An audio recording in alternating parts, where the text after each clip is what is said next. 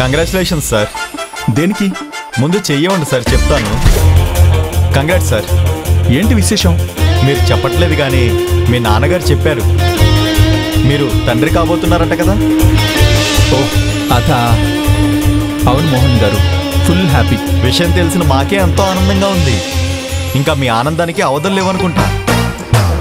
ఈ మాట ఎవరికి చెప్పొద్దని మహేంద్ర సార్ మరీ చెప్పారు. నేను మీకు చెప్పినట్టు కూడా ఇంట్లో ఎవరికి చెప్పకండి సార్. నాకు తెలిసిన విషయమే నువ్వు చెప్పి ఎక్కడ చెప్పొద్దు అనడం గమ్మత్తుగా ఉంది. ఏమో సార్, ఇవన్నీ కాదు కానీ వాళ్ళు వీళ్ళ దిష్టి తగలకుండా ఎందుకైనా మంచిది నీలవేణి మేడం గారికి దిష్టి తీయండి సార్. దిష్ట? అవును సార్, కడుపుతో ఉందంటే అందరూ కళ్ళు నోళ్ళు తన మీదే ఉంటాయి. ఓ ఐసి, వెంటనే పనమ్మాయితో చెప్పేసి తీస్తాను సార్. పని వాళ్ళతో తీయించడం కాదు, స్వయంగా మీరు తీస్తే మంచిది. కానీ నాకు రాదే.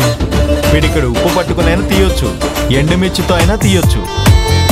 ఓ, నల్లగుడ్డ లేదంటే నూనెలో తడిపిన వత్తి, అది కుదరదంటే ఎర్ర నీళ్ళతో కూడా తీయొచ్చు.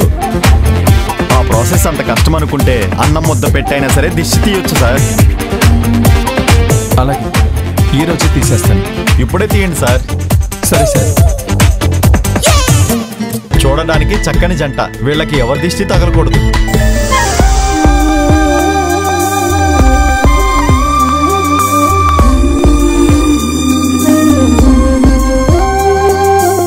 నిలవేణి, నిలవేణి.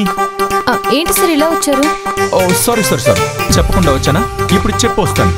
సార్ సార్ సార్, మీరు ఇలా చెప్పకుండా వచ్చారని కాదు, ఈ సామాన్లు ఎందుకు తీసుకొచ్చారు అని.